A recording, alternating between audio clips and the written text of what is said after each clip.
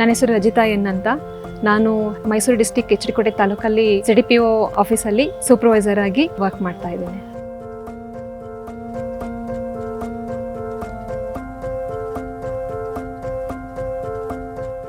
ನಮ್ಮ ತಾಲೂಕಿಗೆ ನಾನು ಏನೋ ಒಂದು ಕೊಡುಗೆ ಕೊಡಬೇಕು ಅನ್ನೋ ಒಂದು ಆಸೆ ಇದ್ದಿದ್ದು.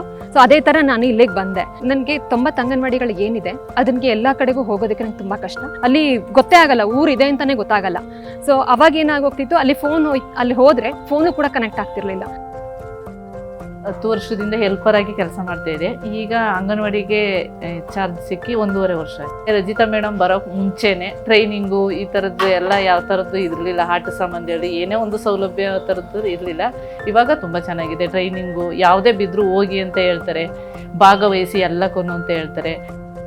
ಈಗ ಮಕ್ಕಳು ಬರೋಕ್ಕೂ ತುಂಬ ಖುಷಿ ಪಡ್ತಾರೆ, ಪೇರೆಂಟ್ಸು ಇಷ್ಟಪಡ್ತಾರೆ.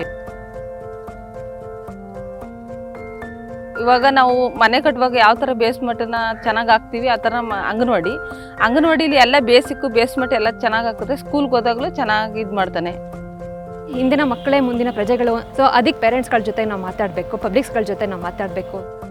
ಒಂದು ಹುಡುಗಿ ಮೆಚೂರ್ಡ್ ಆದ್ಲು ಅಂತಂದ ತಕ್ಷಣ ಅವಳನ್ನ ತುಂಬ ಮನೇಲಿ ಇಟ್ಕೊಳ್ಳೋದು ರಿಸ್ಕ್ ಅಂತ ಅಂದ್ಬಿಟ್ಟು ಅವ್ರು ಏನು ಮಾಡ್ತಾರೆ, ಆದಷ್ಟು ಬೇಗ ಮಕ್ಕಳನ್ನ ಮದುವೆ ಮಾಡಿ ಕಳಿಸ್ಬಿಡ್ಬೇಕು ಅಂತ ಹೇಳ್ತಾರೆ. ಸೊ ಅದಕ್ಕೆ ನಾವೇನು ಮಾಡ್ತಾ ಇದ್ದೀವಿ, ಸ್ಕೂಲ್ಗಳಿಗೆ ಭೇಟಿ ಮಾಡ್ತಾ ಇದ್ದೀವಿ, ಅಲ್ಲಿ ಬಾಲ್ಯ ವಿವಾಹ ಕಾರ್ಯಕ್ರಮಗಳನ್ನ ಮಾಡ್ತಾ ಇದ್ದೀವಿ.